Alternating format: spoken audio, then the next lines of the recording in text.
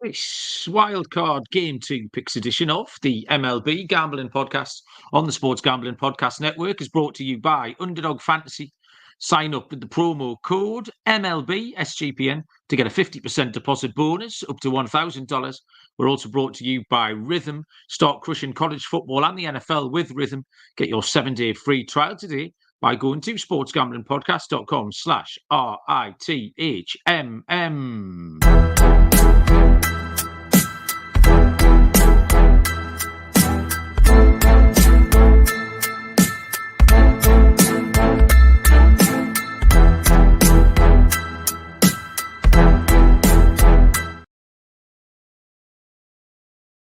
Welcome, everybody, to the MLB Gambling Podcast on the Sports Gambling Podcast Network. My name is Malcolm Bamford, coming to you from Newcastle upon Tyne in the northeast of England. Today is Wednesday, October the 2nd, and we are here to look at the 4 Wildcard Game 2 that will take place today. We are going on the day of the show, so we can get as much information out there as possible. Joining me to cover Game 2 and have a little sneaky look around Game 1.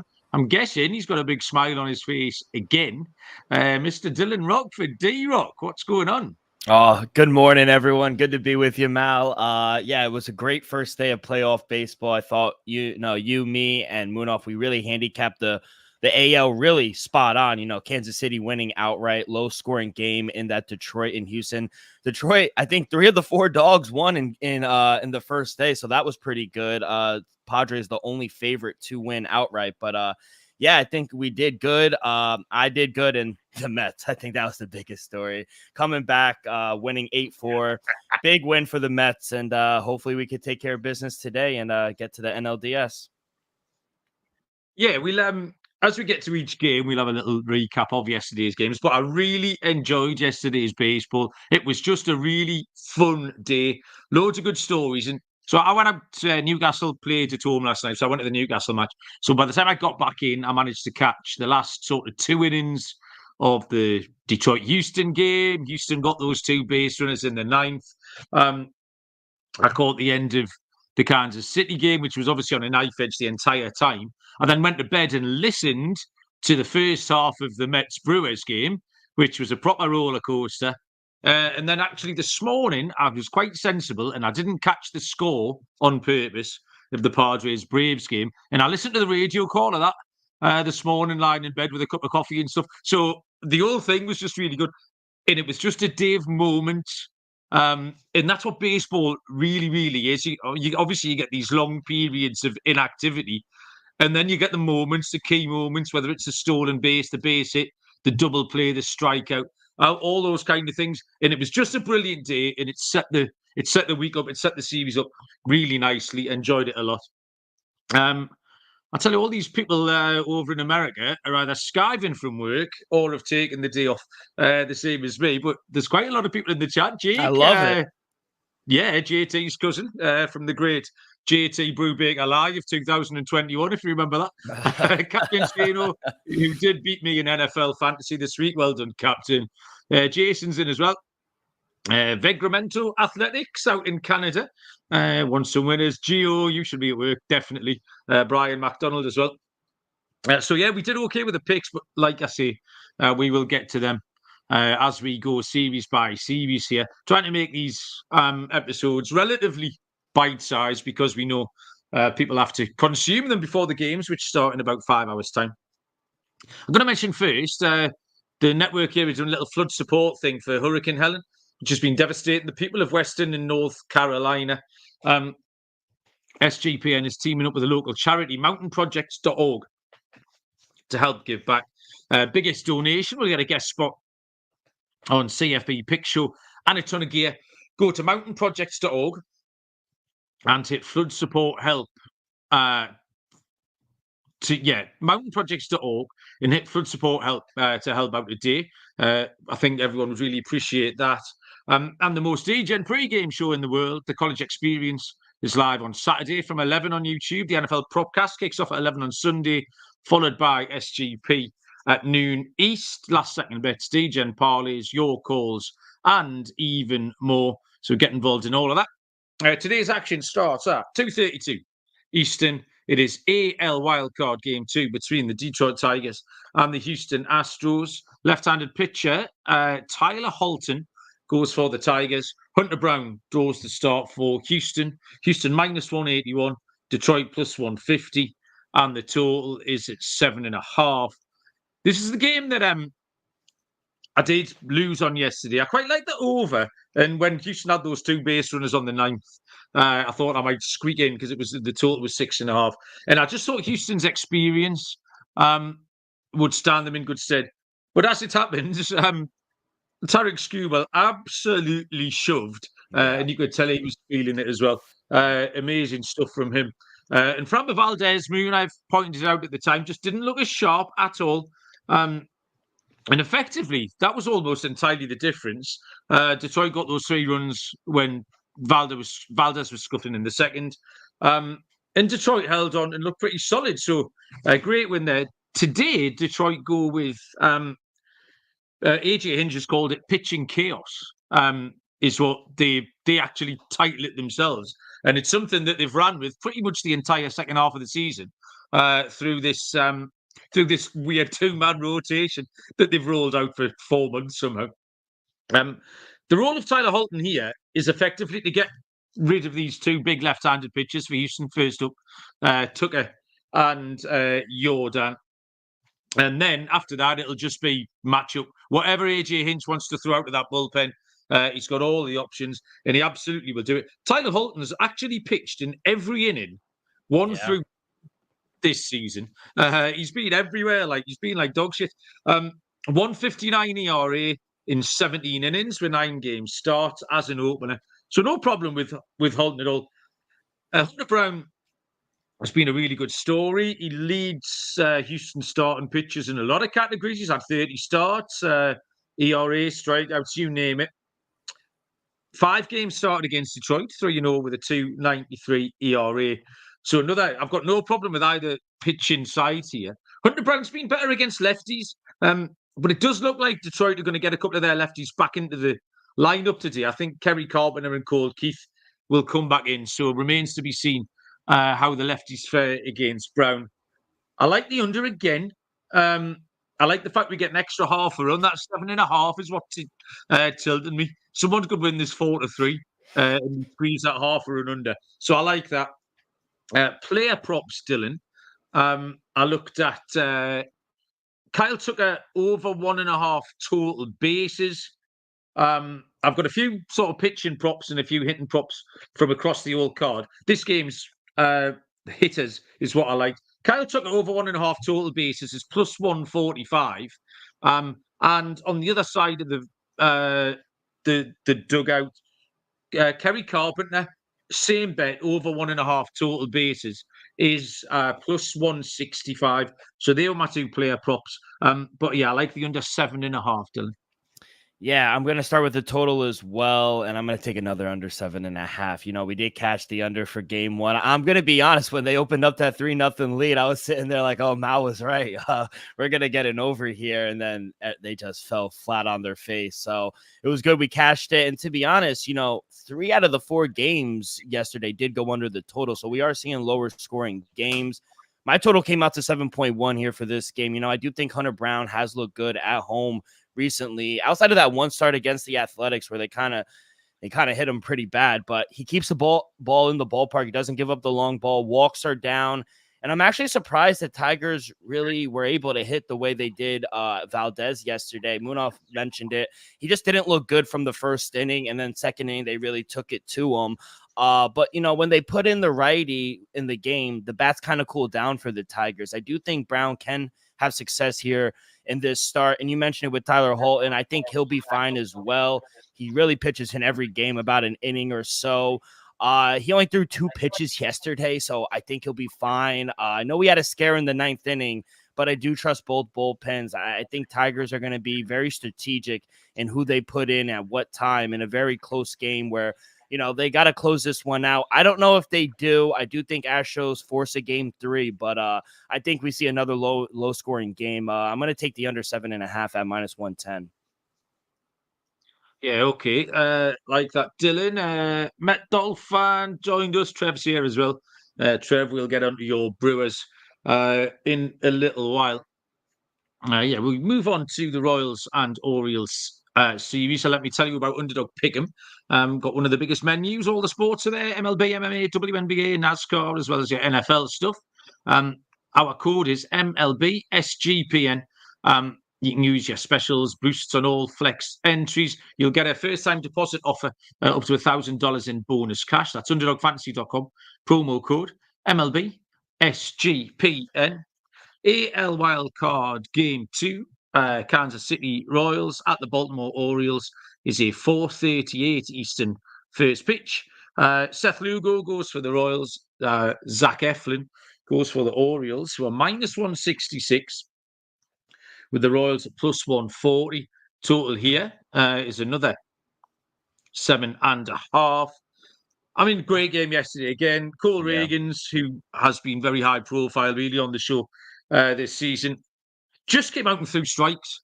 That was the plan. That was the intention. Just went for it.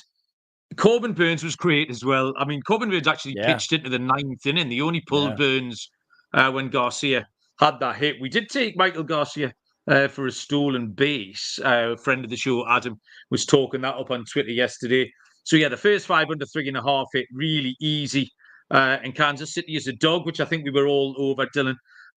So, yeah, Lugo and Eflin tomorrow. Kansas City plus 140 is a big price again. Dylan, are you tempted? Yeah, Mal, this was a tough one because a few days ago when we did our preview show, I did take the Royals to advance out of this series, and I'm still going to stick with them, but I also took the over 2.5 games here, so I am in a pickle, but my numbers did make the Orioles a minus 165 favorite here in game 2. You know, I do think Zach Eflin has been really good for the Orioles since coming over from Tampa. Orioles 3-1 in their 4 home starts. He's gotten 6+ innings in all 4 starts as well. The bullpens looked fine when they relieved Burns. I mean, they really didn't have to do too much. And on the other side with Seth Lugo going, he's been solid on the road as well. But Royals just 1-3 straight up on the road in his last 4 road starts. The one thing that ultimately led me to take the Orioles here, you know, is the success that the Birds have had against Lugo earlier in this season. So I do think in a do-or-die situation, they're going to have to throw the kitchen sink at the Royals here. It's one of those 1.5 plays, but I do like the Orioles. I saw minus 156. It's a little chalky, but that's the way I lean. I think the total is spot on. I would lean under, but yeah, I just lean the Orioles here. I mean, the atmosphere in Camden Yards was amazing yesterday, you know, but this team, like I mentioned a few days ago, they have struggled in the playoffs since the last couple years. I don't know what it is. My friend was at the game. They started booing Adley Rutschmanson.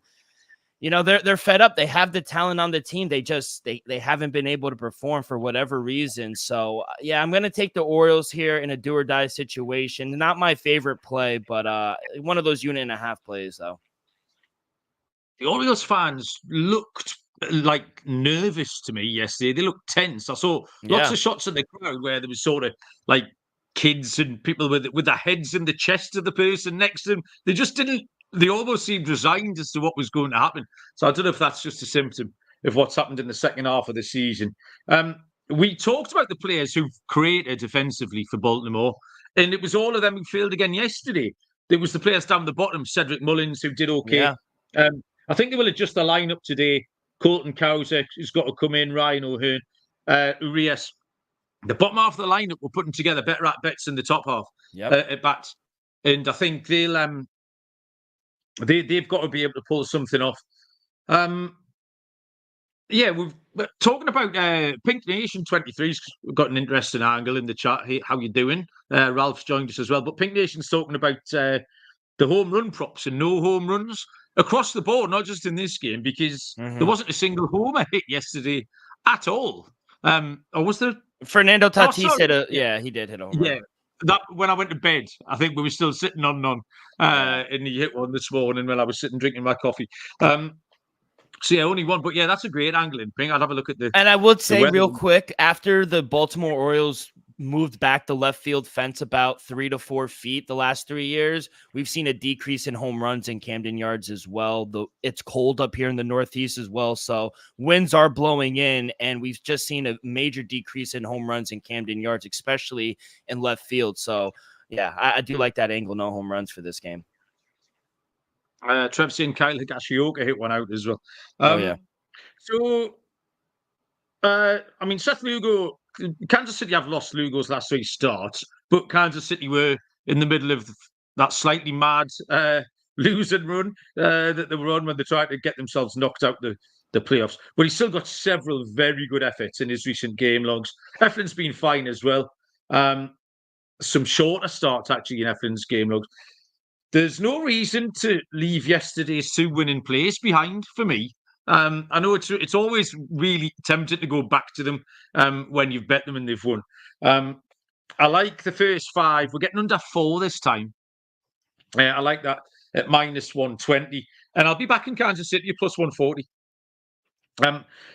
The player props I like in this game are actually from the pitches. Both teams yesterday, both managers have said they're going to pitch aggressive, and I think they're going to pitch deep into the games. They're just going to come out and throw strikes. Zach Eflin, over 3.5 strikeouts for Eflin is even money. I think that's a good price. And if I'm going to back Kansas City, and I think Lugo's going to be in the game long enough, I'm going to back Lugo to record the win, which is 3-1. Which is a really nice price, because I think we'll see him in the 6th and 7th inning. The fact that they just go out and throw strikes, he's not going to throw a ton of pitches. The 2 things are correlated, but 3-1's a nice price, so that would be my play. Player-wise, Dylan, you got anything in this? No, I got one for the next game for my New York Mets. I'll let you guys know. Okay, so we will move on to your New York Mets against Trev's Milwaukee Brewers, a game that goes off at 7:38 Eastern tonight. Sean Manaea, left-handed pitcher for the Mets, will take on Frankie Montas of the Brewers. It is a match on the books, -111 each of 2, with a total of 7.5. I mean, the Mets yesterday just continued with the wild ride. We thought Monday was fun. And then all of a sudden they were 2-0 down and you were worried. Then they were 3-2 up and then they were 4-3 down. And then all of a sudden, the 2 things that the Brewers have done well all year, which was the bullpen and the defense, let them down. Yeah. Jackson Churio goes from robbing a home run to boneheaded play. Yeah, Dylan, stop laughing. Be professional. And Joel Pye, I think it was a little bit unfortunate with a little hobbly-bobbly thing over by the first base, which... So yeah, that failed him, and that was it. That was game. I went to sleep at 8-4, and I woke up 6 hours later, and it finished 8-4. Mark Vientos continues to be clutch for the New York Mets. He's got the 3rd best OPS in MLB of all third basemen, which is pretty impressive. Sean Manaea finished the season at the Brewers actually last week. Didn't go very well. Gave up 5 earned runs, but he had a really strong end to the season. Apart from that, really, he was very good on the road. We handicapped Frankie Montas last week, I think, Dylan, and we said that he was really good when he first came over from the Reds, but he did appear to be regressing back to his sort of his mean, which is average. That's kind of what he is. I'm not sure I fully trust him. I can't fade the Mets at the moment. They've got the momentum. I think the Brewers might be slightly affected by what happened to them yesterday. I'm going to take the Mets again at -111. I like the over 7.5. Yeah. I prefer both offenses to both starting pitchers. But first 5, over 4 is a bet that I like here. And a couple of player props. I've got a Brewer that I like today, and it's Gary Sanchez. The 2 players I like over half a total base is -111. And I don't mind a Gary Sanchez home run. Not many home runs kicking about yesterday, but Sanchez can get one today. +425, Gary Sanchez. So he'll be my pick for this. But Dylan, give us the lowdown on your Mets. Yeah, real quick, I do agree on the over. I set my total at 8.4. I think it's going to sky over as well. A lot of batters were left on base yesterday as well for both teams, I think. And one thing that really worried me, especially in the beginning of the game, the speed. I didn't realize how fast the young guys of that Brewer club are. They were doing singles, turning them into doubles. So they got a lot of speed on that team. I think real quick, the Mets, I guess, if you want to quote superpower, their ability to thrive off emotion recently, running on adrenaline. I think they just found another gear. A lot of people have asked, hey, are you guys tired? I think it's going to be hard to be tired when you're playing playoff baseball, in my opinion. So I agree. I mean, I made the Mets a -125 favorite here. I think they should be a bigger favorite. I got a -105. I like Sean Manaea, and you really do want to back him on the road. He's been much better on the road than at home. He did get rocked by this Brewer team in his last start, but I do think this is a nice revenge kind of bounce back spot for him. I think it was an outlier because, like you mentioned, up until that point, he was kind of cruising towards the end of the season. With Frankie Montas, he's just not really a guy I feel comfortable backing. I feel like his leash is going to be very short, especially if he gets into trouble early. They used a bunch of their bullpen pieces last night. They weren't good either. The Mets, they just have the better bats. I think they have the momentum. I think they're the hotter team, and they're just playing better baseball right now. So, yeah, I agree. I love the little rivalry or fake rivalry between Jesse Winker and Willie Adames. I love them going at it. That was very fun. And for player prop wise, I'm going to take Sean Manaea over 1.5 walks. So a little chalky, -145, but sometimes the juice is worth the squeeze. Manaea's walk rate jumps up when he does go on the road. He's walked 2+ batters in 11 of 16 road starts. This Brewer team, say what you want about them, they are a very patient team. They have the second lowest chase rate in the league and 10.3% walk rate versus lefties since August 1st. And I expect Menendez to let Manaea go a little longer, have a longer leash. I do think the Mets want to kind of rest up their bullpen as much as possible. So I do think they're going to let him ride off into like the 6th, 7th inning. So he did have 2 walks in his last start against the Brewers as well. So yeah, I'm going to go over 1.5 walks for Sean Manaea. Yeah, I very much enjoyed Jesse Winker getting stuck into Willie Adames. He's got a very long neck, Jesse Winker, like a baby giraffe. It's about solid 2.5, 3 foot long, easy. His neck, I do enjoy that. Michael and John have joined us in the chat. Welcome along. John wants Lindor, RBIs, hits, runs, anything Frankie can do. And Jason pointing out that Sean Manaea did struggle against the Brewers this year. The majority of the group here, the majority of the chat, I think, wants the overs. We want some runs in this Mets and Brewers game. One more game to cover. Let me tell you about Rhythm, the AI-powered sports betting platform. Helps you with your money line spreads, totals, and props by giving you predictive betting models. You can use your own or use the one off the leaderboard up there. Claim your 7-day free trial by going to sportsgamblingpodcast.com/rhythm. That's sportsgamblingpodcast.com/rhythm. And BetUS, been around for over 30 years. Use crypto, get lightning fast payouts. Use our link to sign up and get this tremendous offer, which is 125% deposit bonus on your first 3 deposits. Go to sportsgamblingpodcast.com/BetUS.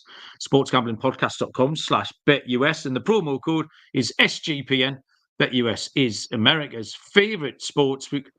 Final game this evening is an 8:38 Eastern first pitch between the Atlanta Braves and the San Diego Padres. It will be Max Fried for the Braves. It will be Joe Musgrove for the Padres. +105 Atlanta, -125 San Diego. Total sits at 7 as Riley joins us. Riley, welcome.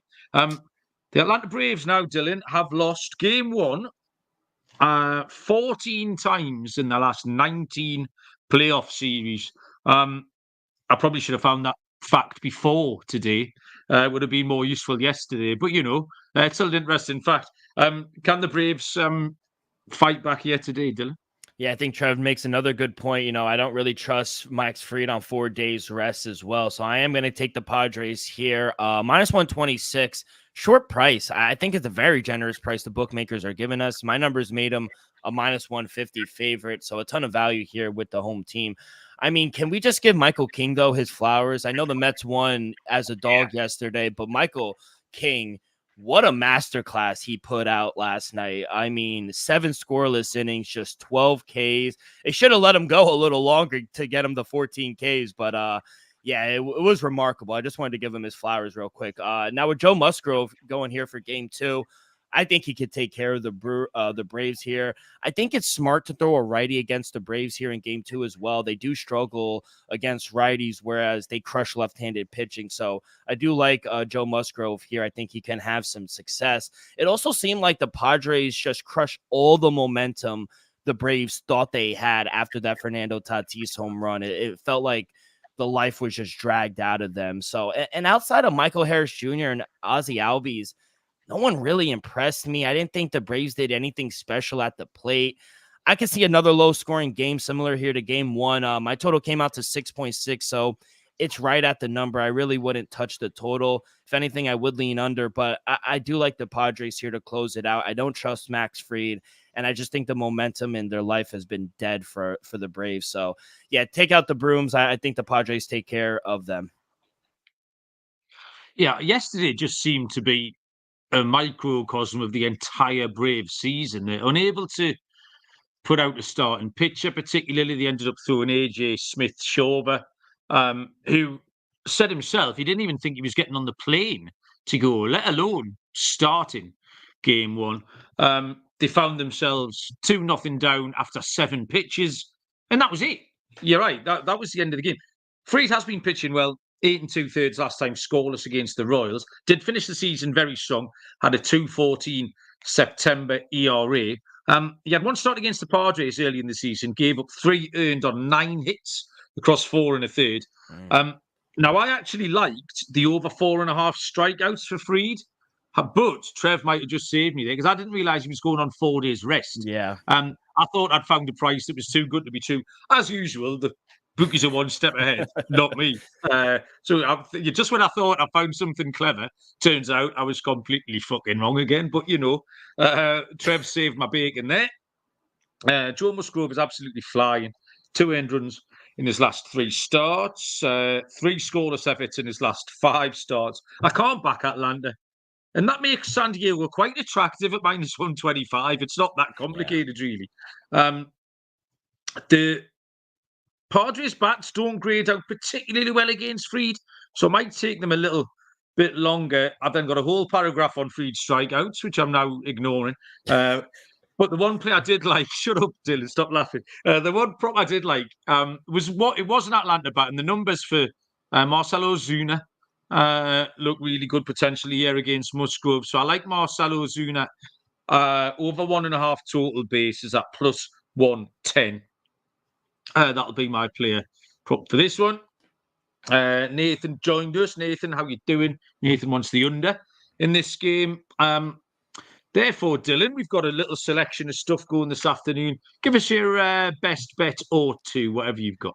Yeah, so I think it's the price is just too good to pass up right now. I think we got to take the Padres here, locking them up at minus 125, whatever you're able to get. Like I said, I made them a minus 150 favorite. Like you said, after 7 pitches, it was kind of done. And I know they out-hit the Padres, but I think the Padres kind of took their foot off the gas after getting that lead. They knew Braves really didn't have anything left in them. I think they're done. I don't trust Max Fried on 4 days rest as well. So, yeah, I'm going to take the Padres here. I'm going to lock them up as my favorite play. I do like Deshaun Manaea over 1.5 walks as well as like my favorite kind of player prop for the slate as well. You were mentioning letting the Royals and Oriole pitchers kind of go. I like an over outs for Seth Lugo, over outs for Zach Eflin as well. I think they're around 15.5, 16 for Seth Lugo. So I think both pitchers could go really long in that game as well. So if you want to look towards an out prop there, I have no problem doing that as well. But yeah, my favorite 2 plays for today, Padres money line, and I'm also going to take Sean Manaea over 1.5 walks. Okay. Daniel asking if we're doing stuff on the morning of the day. It's the playoffs, Daniel. Everything goes out the window. There's 5, a team of experts here at short notice will jump up and talk a lot of bollocks for half an hour. So yeah, the thing to do, Daniel, is just watch the scheduled shows because we will very much try and do it to the best of our ability on the day off if we can. What happens is I muck everything up with the time zone thing. Everyone else is absolutely fine, but I'm working on the other side of the world. But yeah, we'll try our best. But yeah, keep your eyes peeled, Daniel, and welcome along. The problem I've got here today, Dylan, is that I really like all of my picks. I'm absolutely full of false optimism, false confidence. Let's go with everybody wanted the over in the Mets Brewers game, the entire chat. Yeah. So we'll go a team ride on the Mets Brewers over. First 5 over 4 looks good as well. Just as a bigger price, and we'll give an underdog out here. I like Seth Lugo to record the win at 3-1. Because I think if the Royals win, you've just talked about outs props. Let's marry the two things together. They're correlated. See if Lugo can do that for us at 3-1. And as a player prop, I do like Kyle Tucker on the total basis. But we go for a dingers, and see if we can get Gary Sanchez to hit one for the Brewers today at plus 425. And I think, Dylan, we've got everyone's joined late here. Abner's joined us, Matty. We've surprised everyone with the early live, Dylan. Hit that notification for YouTube, and they'll let you know when we go live. Because, like Mal said, it's hard to do the day before like our normal schedule because 1, the games haven't finished, and 2, some of the lines haven't even popped up for tomorrow. Yeah. So it's hard to do during the playoffs. But we wake up early to try to get out for you guys. So yeah, I know everyone wants the same schedule every day, but it is hard during the playoffs. So yeah, but real quick, I'm going to get some breakfast this morning. It's still early here for me on the East Coast. Favorite breakfast food for you? Mate, you can't beat a full English, can you? I know you uncultured. I mean, are you aware of what the full English breakfast? The bacon, sausage, egg, beans, tomatoes, fried bread, black pudding. Is beans a breakfast food though? Like, yeah, definitely is baked beans. Yeah, you need something moist on there, mate. It's dangerous otherwise. You've got to have something with a bit of juice on it. Yeah, dangerous. What about like an omelet, bread. Like a nice Western omelet? Do you like that? Western omelet, not beans. Really. What you lost me with beans, man. Let me get a Taylor ham, egg, and cheese on an everything bagel, salt, pepper, ketchup, with a side of home fries. Oh my god, it's amazing. Riley's into the beans. He's having it. A side of heart attack happening. Saying a side of heart attack. That's great. Yeah. I can feel you do too many fried breakfasts aren't good for you. You could probably handle 1 a week. Other than that, you're on. You're not going to live much beyond 50. Yeah, well, you enjoy your breakfast, mate. I am taking my the IT department and daughter are going to the theatre tonight, which means I can sit in this chair and do fuck all for about 9 hours, which is tremendous. Loads of Champions League football. I'll get the baseball on. Might even watch it all in the bath. You know me. Look forward to it. So keep your eye on the schedule for tomorrow. We'll see if there are any game threes. And if there are, we'll be round about the same time. In the meantime, review, all of that. That was really good fun. Thanks, Dylan, for joining us this morning. And thank you, everyone who was up and about making my day in the comments. So good luck with all your bets. We're going to have a great day today. Until next time, we will see you down the road. Cheers.